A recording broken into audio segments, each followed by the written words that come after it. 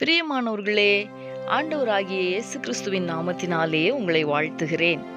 அநேக நாட்களுக்கு பின்பதாக உங்களை மீண்டுமாய் இந்த தின தியானத்தின் வாயிலாக சந்திப்பதிலே நான் மகிழ்ச்சி அடைகிறேன்.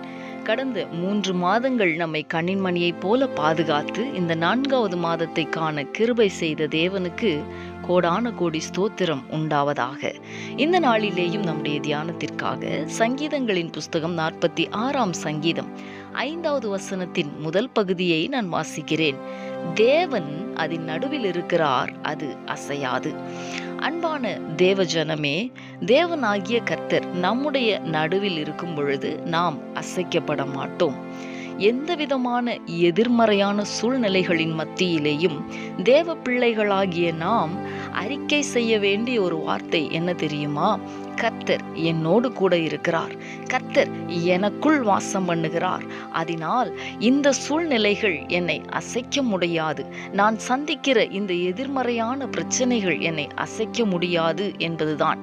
தேவ ஜனங்களாகிய நாம் கர்த்தர் மேல் வைத்திருக்கிற நம்பிக்கையை நாம் விசுவாச வார்த்தைகளின் மூலமாக அறிக்கை செய்ய வேண்டும். அன்பான தேவ பிள்ளைகளே, எந்த விதமான சூழ்நிலைகளின் மத்தியிலேயும் எபிரெய வாலிபர்களைப் போல அன்றைக்கு அந்த எபிரெய வாலிபர்கள் எங்கள் தேவனாகிய கர்த்தர் எங்களை விடுவிக்க வல்லமையுள்ளவராய் இருக்கிறார் என்று அறிக்கை செய்தது போலவே நாமும் தேவனை அறிந்திருக்கிறதை குறித்து, தேவனை நம்புகிறதை குறித்து அறிக்கை செய்யும் பொழுது எந்த தீமையும் நம்மை நெருங்கவும் ஆண்டவர் விடமாட்டார்.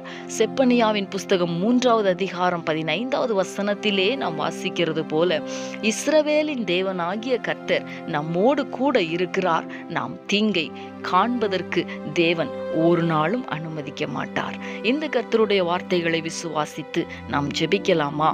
எங்களை நேசிக்கிற எங்கள் அன்பின் பரலோக தகப்பனே, ஆசீர்வாதமான இந்த நாளுக்காக உமக்கு நாங்கள் நன்றி செலுத்துகிறோம். இந்த நாளிலேயும் தேவனாகிய கர்த்தர் எங்களுடைய நடுவிலே நீர் இருக்கிறீர், அதனால் நாங்கள் அசைக்கப்படுவதில்லை என்பதையும், கர்த்தர் எங்கள் நடுவிலே இருக்கும் பொழுது தீங்கு எங்களை அணுகுவது இல்லை என்பதையும் நாங்கள் தியானித்தோமே. கர்த்தர் இந்த நாளிலே தந்த வார்த்தைக்காய் உமக்கு நாங்கள் நன்றி செலுத்துகிறோம்.